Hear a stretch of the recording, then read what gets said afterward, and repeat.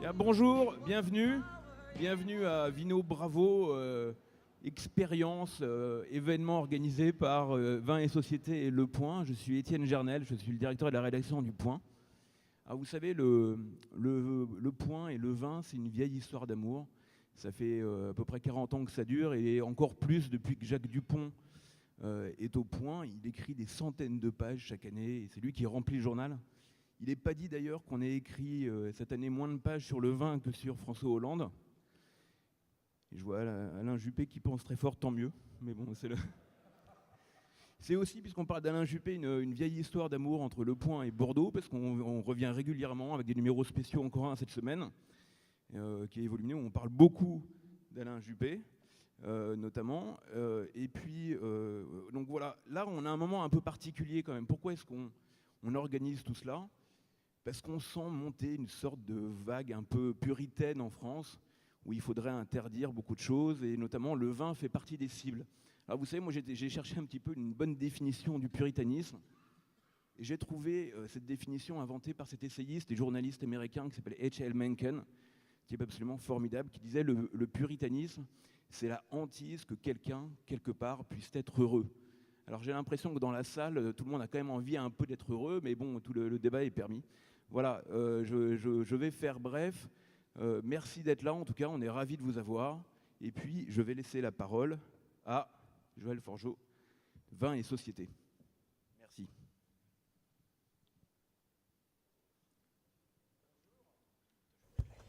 Bonjour à toutes et à tous, et merci d'avoir répondu à notre invitation ce matin ici dans cette magnifique ville de Bordeaux. Il y a 2 mois, presque jour pour jour, Vin et Société lançait une campagne de mobilisation sans précédent pour la filière, ce qui va vraiment saouler les Français.fr. Cette campagne et la signature si particulière qui l'accompagnait a replacé le vin au cœur des débats.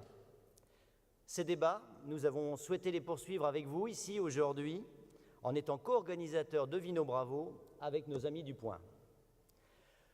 Nous voulons, au travers de cette journée, jouer pleinement notre rôle de laboratoire d'idées et d'observateur en nous confrontant au regard des autres et en vous laissant la parole. Qui sera assez passionné ou fou demain pour reprendre une exploitation viticole ?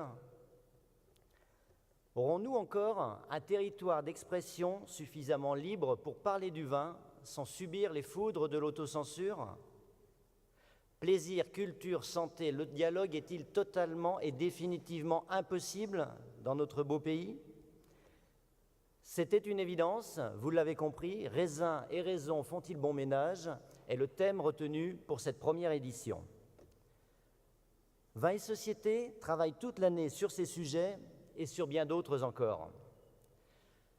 Vin et Société représente un savoir-faire bimillénaire et défend un secteur économique non délocalisable. C'est une chance pour la France. Nous transmettons les valeurs du vin, la convivialité, le partage et l'art de vivre. Nous faisons la promotion d'une consommation qualitative et responsable.